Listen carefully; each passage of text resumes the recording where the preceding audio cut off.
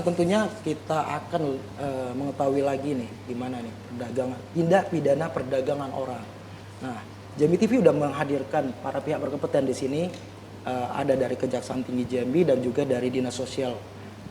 Tadi ada Bapak sempat membicarakan mengenai penanganan lebih lanjut terhadap kejadian orang terlantar.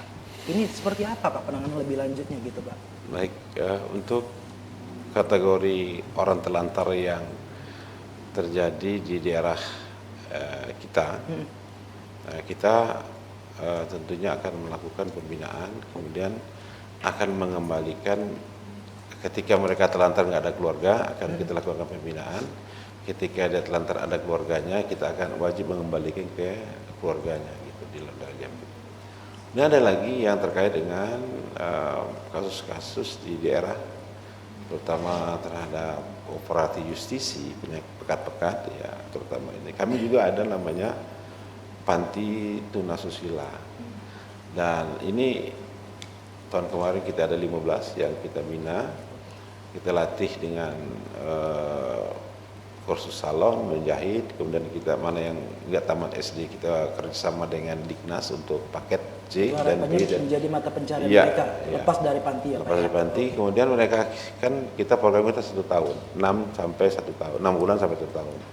Dan ketika pulang sudah targetnya sudah selesai, kita berikan yang namanya bantuan modal dalam bentuk mesin jahit, kemudian dan perlengkapan lainnya. Mana yang salon, ya perawatan salon, dan kita harus antar ke rumah orang tua. Yang berbagai macam jenis kerajinan sebagai bentuk penanganan lebih lanjut. Penanganan. Oke. Nah ini kembali ke Ibu. Kalau secara pandangan Ibu ataupun kejaksaan, apa saja sih yang menjadi bentuk tindak pidana orang itu Bu? Apakah hanya sekedar dibeli, dipekerjakan di tempat hiburan malam, atau ada objek-objek lain lagi Bu? Oke, sebelumnya saya kembali ya ke tadi pertanyaan yang awal, apakah tindak pidana perdagangan orang itu merupakan seperti bentuk perdagangan kan? Iya, jual dan jadi, beli gitu. Iya, jual dan beli. Jadi di sini perlu saya secara singkat aja saya jelaskan berdasarkan ketentuan pasal 1 ayat 1 Undang-Undang 21 tahun 2007 tentang tindak pidana perdagangan orang menyatakan bahwa tindak pidana perdagangan orang itu merupakan tindak pidana perbuatan untuk melakukan perekrutan, penampungan, pemindahan, pengangkutan yang dilakukan dengan ancaman, dengan kekerasan atau ancaman kekerasan, dengan tipu muslihat, penculikan, kemudian yang menggunakan posisi rentan terhadap orang tersebut untuk dimanfaatkan kondisinya itu untuk memperoleh hasil dengan tujuan dieksploitasi ataupun untuk dieksploitasi. Komersil lah ya. Iya, jadi seperti itu.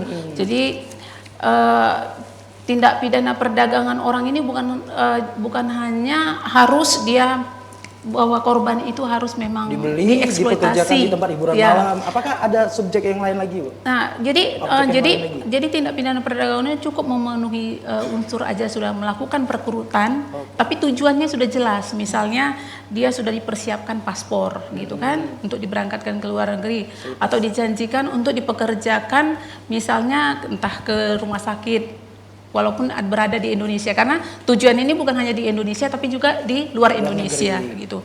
Bentuk-bentuk tindak pidana perdagangan itu orang itu macam-macam. Ada yang tindak pidana yang melakukan eksploitasi seksual untuk dijadikan PSK. Kemudian transparansi organ. Jadi dia organnya itu memang ditawarkan, kan banyak sekarang kan sudah dilakukan penangkapan oleh pihak aparat kepolisian bahwa mereka mempunyai sindikat membutuhkan organnya aja ya, dengan harga yang memang luar biasa, tapi akibatnya kan terhadap korban itu sendiri kan organ itu dijual ratusan juta bahkan sampai miliar, sementara dia hanya menerima puluhan juta. Nah itu kemudian dipekerjakan di atas kapal ikan. Nah waktu itu kan juga gencarnya kan ditemukan di daerah Sulawesi yang pekerja kita yang di skap di kapal nelayan yang tak boleh turun. dan tidak diberikan gaji. Dan saya juga sendiri pernah menyidangkan perkara korban orang Indonesia yang bekerja di kapal Cina waktu saya dinas di Batam. Kemudian ini pengantin pesanan.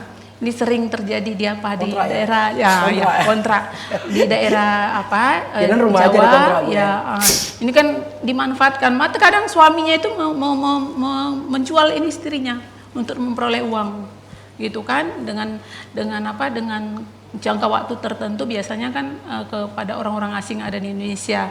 Kemudian dengan untuk pekerja migran. Nah, seperti itu bentuk-bentuknya. Jadi tidak hanya untuk yang dipekerjakan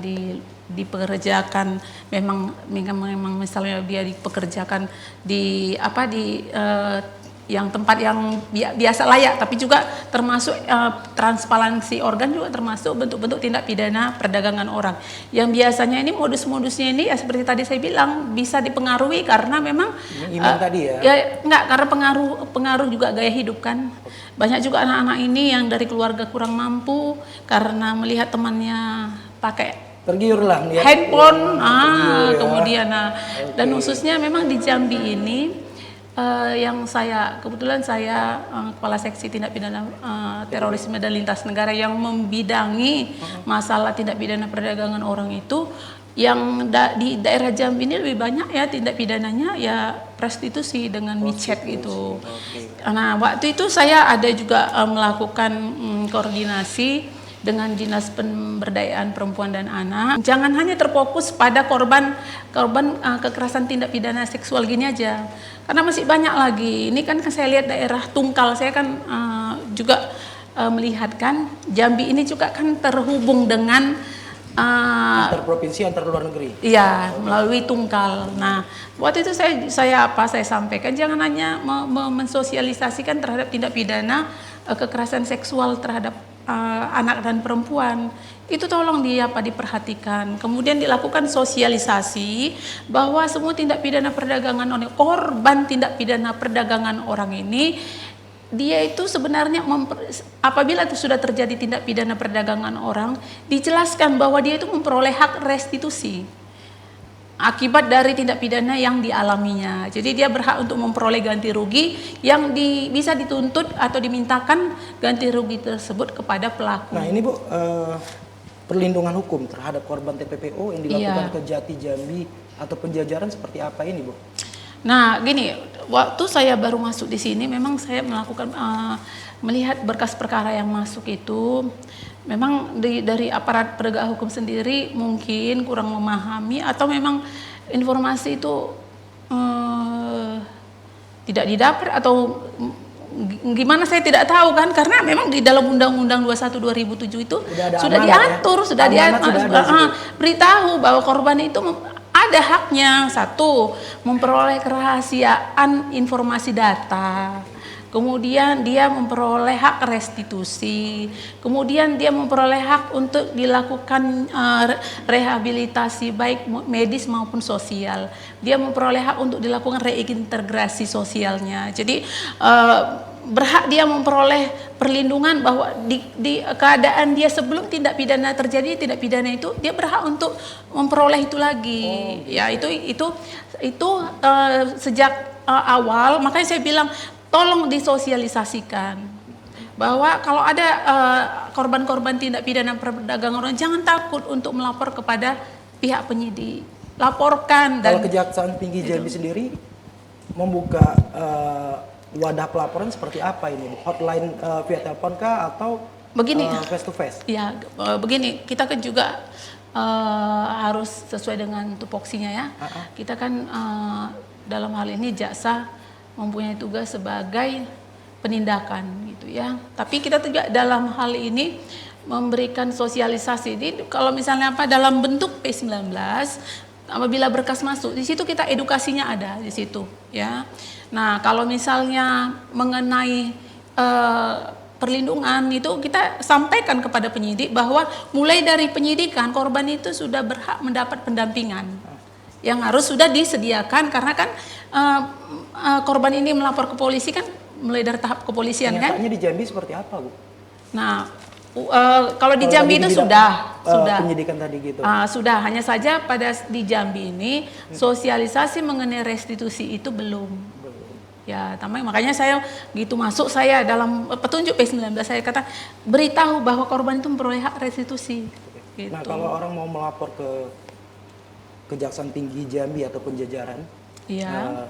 tadi kan ada bentuk perlindungan hukum terhadap korban TPPO. Itu Kejaksaan Tinggi Jambi maupun jajaran menerima, Bu, si korban TPPO ataupun keluarganya untuk mendapatkan perlindungan hukum. Nah, itu sudah didapat mulai dari tingkat penyidikan kepolisian. Nah, kalau Nah, langsung akhirnya ke Kejaksaan Tinggi Jambi bisa langsung. enggak, karena kayak gini.